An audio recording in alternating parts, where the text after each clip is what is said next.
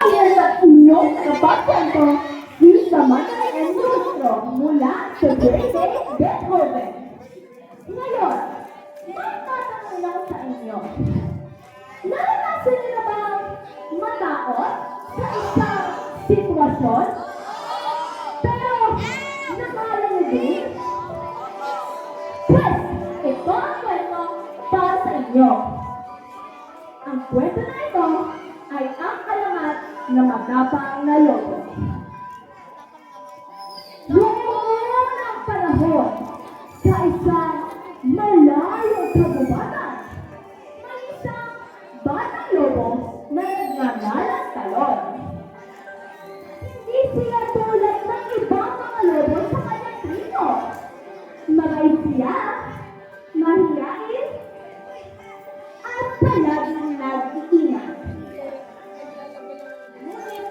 Sa kabila ng kanyang pag-iingat, palaging nananabog sila maging malakas at matapang ang ipakita ang kakayahan sa buong kagubatan.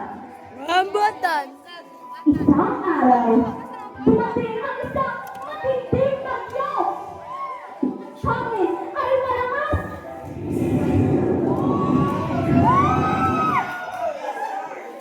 Ang ulan ay malakas. At ang mga hayop ng kagubatan ay naligaw o natakot. Ang mga mas matapang na lobo, anong ginagawa nila? Nakatago lang sila sa isang kuweba. Hindi sila makalabas. Bakit? Siyempre, takot din sila. Ngunit, naramdaman ni Talon na may dapat siyang gawin. Hindi ko kayang pabayaan ang iba. Bulong niya. Kailangan tutulungan sila. Naglakbay siya sa gitna ng malakas na ulan at hangin. Sa kanyang paglalakbay, nakita niya ang isang maliit na kuneho na natagpuan sa gitna ng baha. Ang kuneho, nanginginig siya sa takot. Mag-isa lang siya. Walang tumutulong sa kanya.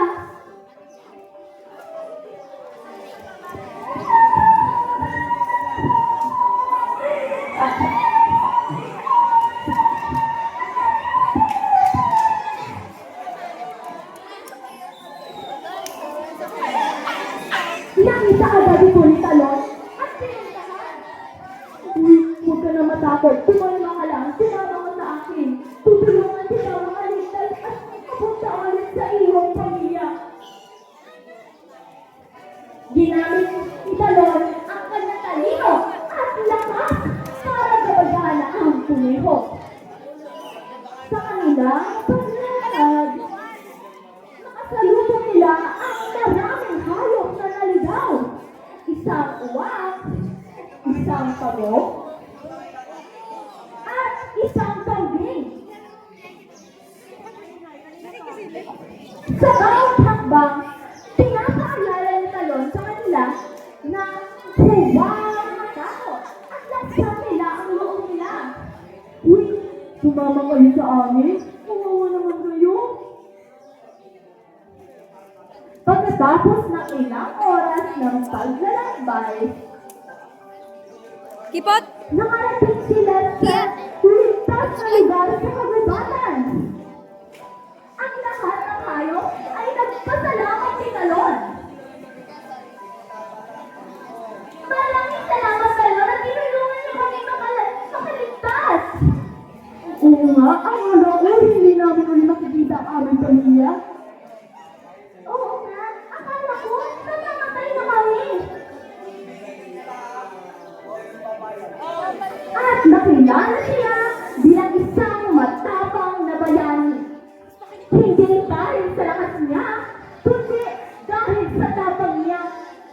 Tumulong sa iba kahit natatakot siya. Mula noon, ang mga hayop sa kagubatan ay natutong magtulungan at magpakita si Talon?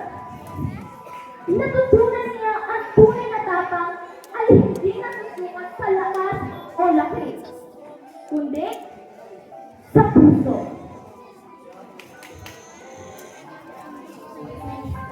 At sa kakayahang harapin ang takot para sa ikabubuti ng iba.